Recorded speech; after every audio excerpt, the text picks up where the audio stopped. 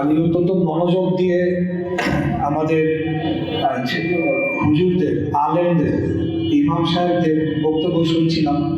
তো যেটা সর্বশেষ বক্তা বললেন, আসলে এই বক্তব্য শুনলে তো কোনো সময় আর শেষ হওয়ার উপায় থাকে না, মনে হয় শুনতেই থাকি।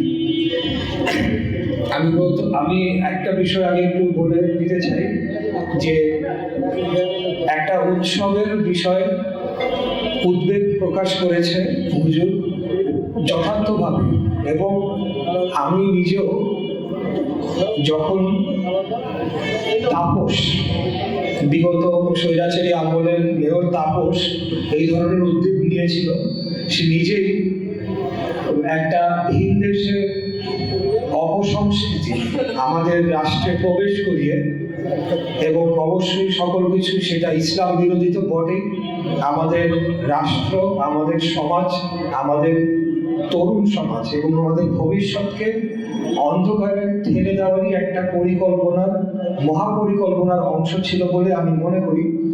এবং তারা ইচ্ছাকৃতভাবে এই ধরনের অপসংস্কৃতিকে শুধু চর্চা তো করে এক বিষয়, কিন্তু সেটাকে রাষ্ট্রীয়ভাবে পৃষ্ঠপোষকতার মাধ্যমে সমাজকে একেবারে অবক্ষয়ের চরম পর্যায়ে নিয়ে গিয়ে আমাদের ভবিষ্যৎ প্রজন্মকে যাতে মাথা উঁচু করে এবং নীতি আদর্শ দিয়ে বড় না হতে পারে, একটা অন্ধকারচ্ছন্ন ভবিষ্যতে যাতে বাংলাদেশ যায় এবং প্রজা রাষ্ট্র, প্রজা সমাজ, প্রজা জনগণ হয়ে আমরা থাকি, সেই উদ্যোগ নিয়েছিল।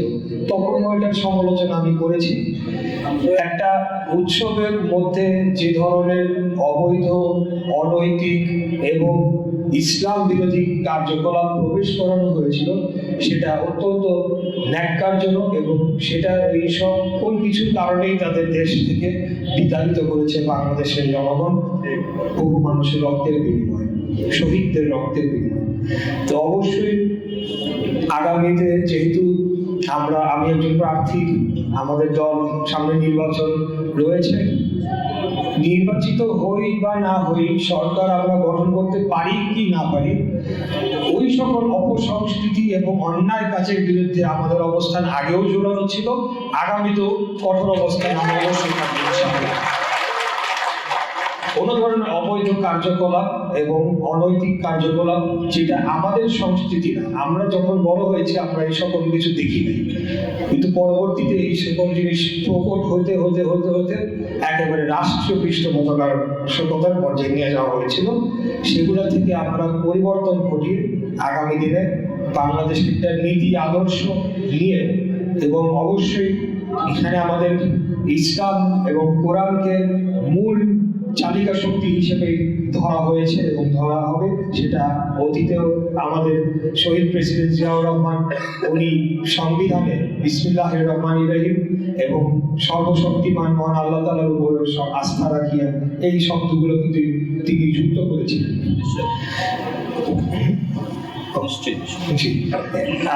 আর বক্তব্য দিব না, আমি আবারও ধন্যবাদ জানাই এখানে সব ইমামগণ, আলেমগণ, হুজুররা রয়েছেন, আপনারা যে এখানে এসেছেন এবং আমাকেও আপনাদের বক্তব্যে শুরুতে সম্মানিত করেছেন।